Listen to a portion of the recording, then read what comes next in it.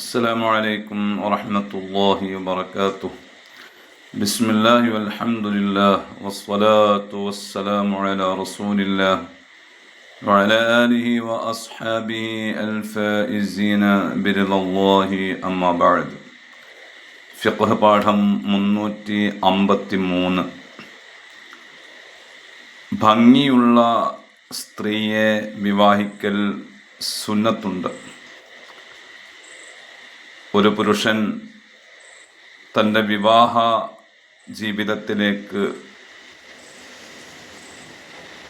തെരഞ്ഞെടുക്കുന്ന സ്ത്രീ ഹസ്ന ആവൽ സുന്നത്തുണ്ട്. ഹസ്ന അഥവാ സൗന്ദര്യമുള്ളവൾ.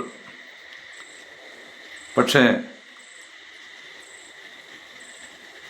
അതിരുകടന്ന സൗന്ദര്യം നന്നല്ല.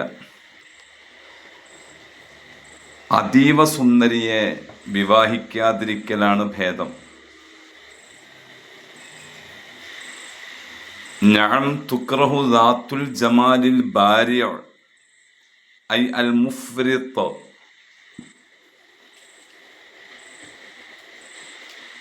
പരിധിവിട്ട സൗന്ദര്യമുള്ള പെണ്ണിനെ വിവാഹിക്കുന്നത് കറാഹത്താണ്.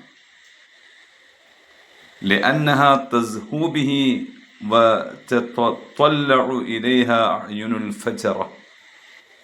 അവളെ പലരും കണ്ണുവച്ചിരിക്കും. തമ്മാടിക്കഴുകന്മാരുടെ കണ്ണുകൾ അവളുടെ നേരെയുണ്ടാകും. അപ്പോൾ പിന്നെ അത് വലിയ നാശത്തിലേക്ക് നയിക്കും. ദാമ്പത്യത്തിൽ സ്വൈര്യം ഇല്ലാത്ത, സമാധാനമില്ലാത്ത അവസ്ഥകൾ വന്നു ചേരും. അതുകൊണ്ട് അതീവ സുന്ദരിയെ വിവാഹിക്കാതിരിക്കലാണ് നല്ലത്. അതീവ സുന്ദരിയെ വിവാഹിക്കുന്നത് കറാഹത്താണ്.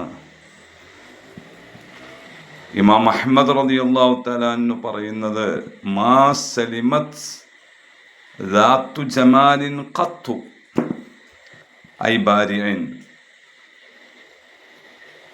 വമ്പൻ സൗന്ദര്യമുള്ള ഒരു പെണ്ണും രക്ഷപ്പെട്ടിട്ടില്ല, സുരക്ഷിതയല്ല.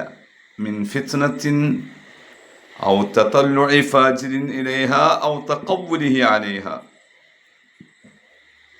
അത്തരം സ്ത്രീകളെ സംബന്ധിച്ചിടത്തോളം അവർക്ക് പല നാശങ്ങളും അനുഭവിക്കേണ്ടി വന്നിട്ടുണ്ട്. തമ്മാടികളുടെ ശല്യം അവർക്ക് ഉണ്ടായിട്ടുണ്ട്.